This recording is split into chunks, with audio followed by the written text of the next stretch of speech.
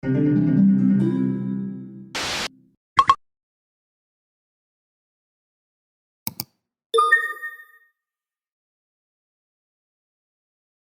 日呢，我就嚟咗正豆茶餐廳呢一度試下，咁佢新開冇幾耐啦。其實多倫多嗰啲茶餐廳，來來去去都係嗰啲咁樣嘅食物啦。除咗西多士、熱奶茶、沙爹牛、焗豬扒飯呢啲之外，仲有咩好食呢？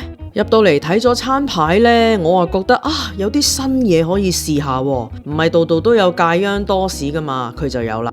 仲有沙爹牛肉西多士喎，呢個我真係未食過。跟住有蝦多士啦、炸蝦卷啦、辣沙啦，仲有一杯鹹濕咖啡，我真係未飲過啦。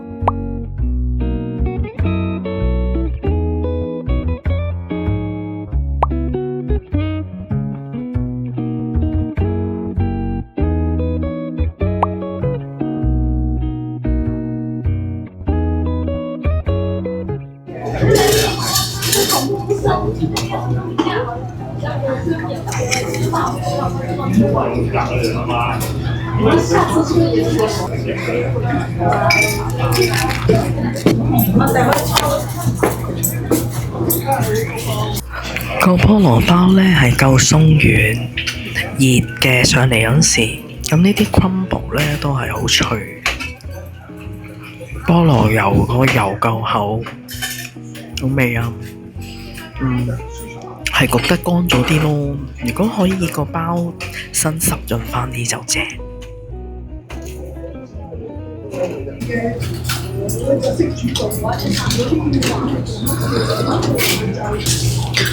哇！我第一次飲呢一個鹹濕咖啡啊！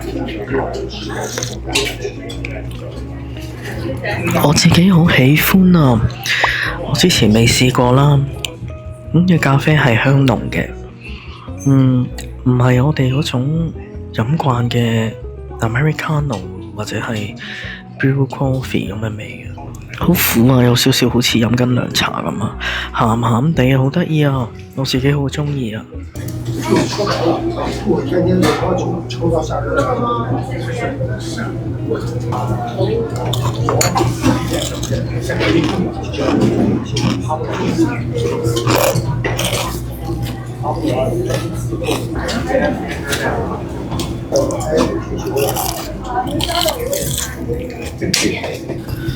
佢個炸蝦卷裏面呢，嗰一粒蝦仁呢，同埋佢裏面調配嗰個唔知係蛋定係麵包糠，有啲蘿蔔，有啲胡椒粉，其實係幾香噶，就咁食。咁不過因為呢個卷呢，個炸嘅脆脆呢就比較厚啦。咁你食落個口嘅時候，你淨係食到脆脆嘅味啦，就遮蓋咗佢裏面呢，就做得比較得意嘅餡啦。我會搣晒啲脆脆咁樣食呢個咯。點啲千島醬，得意嘅小吃咯，因為第二度未見過咯。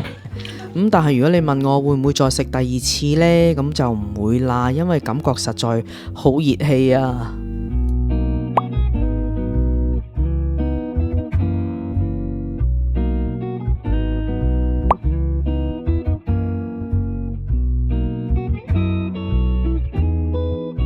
其實明知道喺加拿大食到嘅腸粉同埋魚蛋唔好食嘅話，都要嗌嚟食呢。食嘅就係一種情懷啦。嗱，正豆呢度呢，就用嗰啲屋村腸粉紙咁樣包住俾你啦，俾兩支竹籤你篤下篤下咁樣啦。食咗呢個之後再飲杯奶茶，咁咪過咗個癮咯。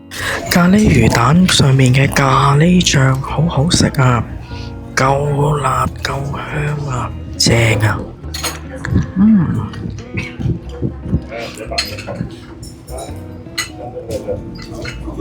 腸粉雖然係交貨返嚟啦，咁佢攞嘅腸粉嘅貨色又唔係太差啦，煙韌嘅口感啦。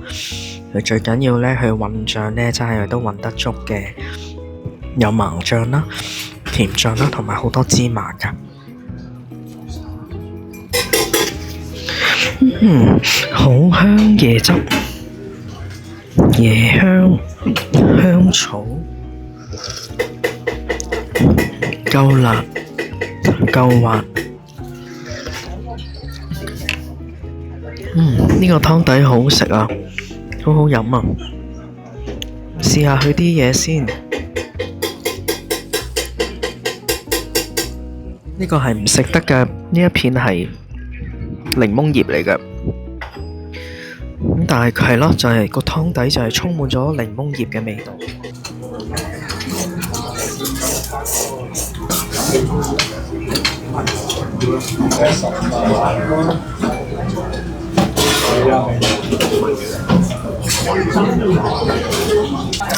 個烤雞扒烤得好香啊！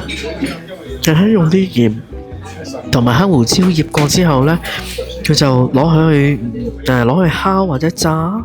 咁但係呢個雞肉仲係好嫩滑嘅，唔係好硬嘅，但係呢就好有雞味，幾好食㗎。油麵都唔錯，最好就係撈埋啖湯，連埋個油麵，連雞肉一齊食。呢碗辣沙唔錯。我都想知呢一度嘅沙爹牛得唔得，所以我最後就打包咗一份沙爹牛肉滑蛋飯啦。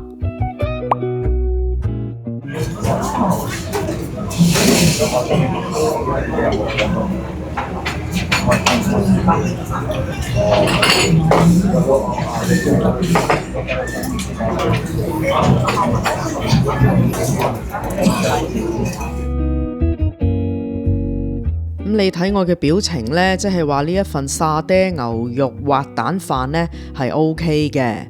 我自己覺得沙爹醬嘅味道唔差，你睇下佢落咗好多花生㗎，牛肉嘅份量亦都唔馬虎啦，唔少啦。咁成份飯嘅價錢12個半呢，咁我覺得係 fair 嘅。如果照咁睇呢，佢嘅沙爹牛麵呢應該都食得過。我覺得正到呢一度呢，嗰個餐牌嘅比例分配呢，就係小吃飲品同埋嗰啲餐前嘅餐咧，即係譬如西多士、菠蘿油呢一啲焗豬扒包呢一啲呢，係多過主食嘅，即係多過啲粉麵飯嘅。我感覺呢一度嘅價錢呢，就比起再北面啲嘅茶餐廳呢，係要平翻2-3蚊左右啦。嗱，佢4寶飯13個5毫9，松露滑蛋牛肉飯12個9毫半，焗豬扒飯13個9毫半。咁我記得之前喺其他地方食焗豬扒飯其實都要16個9毫9噶啦。你話佢啲嘢係咪特別好食呢？又唔係。咁係咪難食呢？咁當然又唔係啦，即係不過不失咁樣咯。咁但係比起價錢或者住喺呢一頭嘅食客呢，咁可能就會想嚟呢一度啦，就唔使去咁遠啦。同埋佢勝在餐牌上係有幾樣嘢呢，可能第二度冇嘅，例如茶餐廳唔會成日有辣沙啊，或者個咩鹹濕咖啡比較特別咯。咁呢度地點非常就腳啦，就喺 Steeles 同 Warden 啦，隔離又有大統華啦，又有大嘅停車場啦，嚟呢度食嘢其實都算方便嘅。唯獨是我真係好唔中意佢嘅呢，就係座位係好窄㗎。然之後呢，個餐廳裡面嘅環境呢，好靜到你見我呢，成套影片呢，我都自己拿住個咪仔呢，好細聲咁樣講嘢，我驚大聲啲呢都俾隔離望住啊，聽到啊咁樣。大家食嘢呢都好靜嘅，即係佢連播放少少 background noise 或者一啲收音機嘅音樂呢都冇。